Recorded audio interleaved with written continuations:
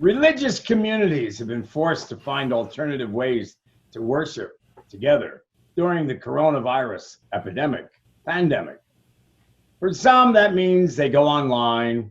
Others turn to a distinctively a different practice that's steeped in all history of American religious experience. So I'd like to propose that to you today. Outdoor worship, huh?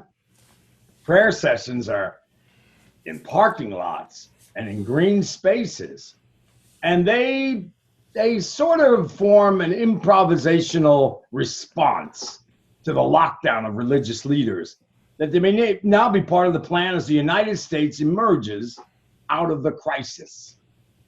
Indeed, scientists and clergy and all kinds of professional people have issued guidelines, recommendations. I can't imagine, but one of them is baptisms could take place flowing in streams, lakes, or beach settings. I'm not sure we're ready for that, but the question for all of us is brick and mortar houses of worship essential? It's a question that, all the way up to the Supreme Court, people have been asking, to the extent to which states should place restrictions on meetings in religious buildings. Religious communities, too, have reflected on whether the term church or mosque or temple or synagogue describe a building or a community. It's as much as a religious question as it is a legal question. And there's a wide variety of different answers to that question. The history of outdoor worship reveals a diversity of understanding as a proper place to worship. As a scholar, of American religious history, I believe there's an irony here.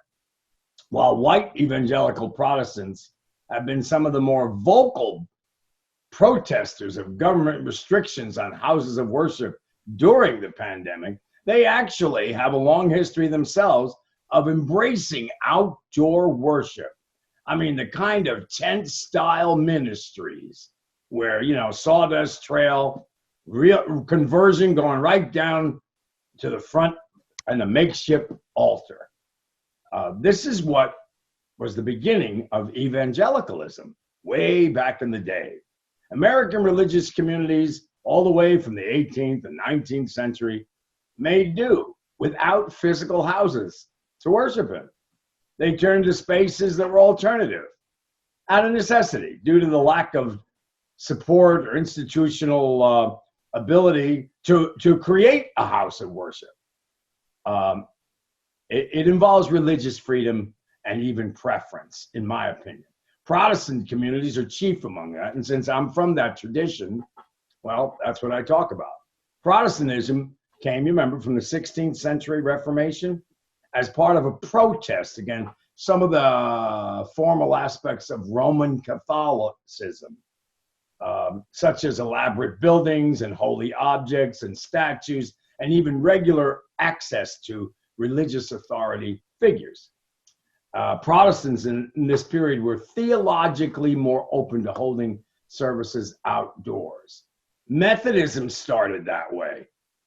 John Wesley was an Anglican priest, which we know as Episcopalian, and all of his family were. But he felt maybe we ought to have revival meetings. Did you ever go to one of those? Wow, they're great. And all kinds of hymns were created, and it was meeting some needs, Wesley felt, that the established church was not. Now, he never, ever insulted them by having a revival during a regular Episcopal church service. But Methodism started from that, where people would come in and all of a sudden get their conversion experience. Spontaneous preaching, hymns, displays of emotion, and emphasis on conversion were the order of the day. I loved going to those things, and I couldn't wait to leave them either. Large crowds met for days at a time in outdoor sites, like one that happened in Kentucky. Thousands were congregated there in 1801.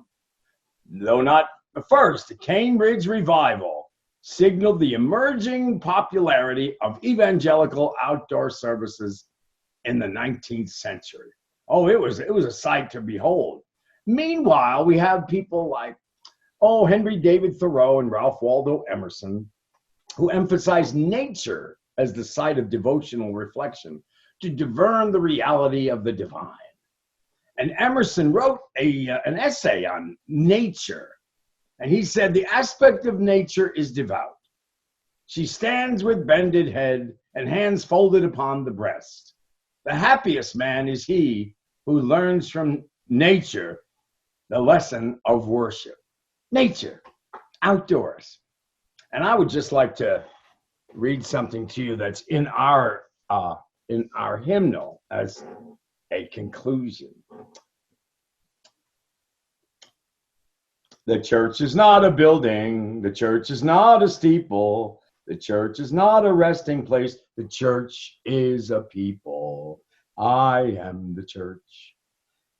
You are the church.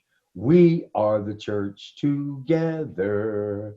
All who follow God all around the world, we are the church together. And that is the way I see it.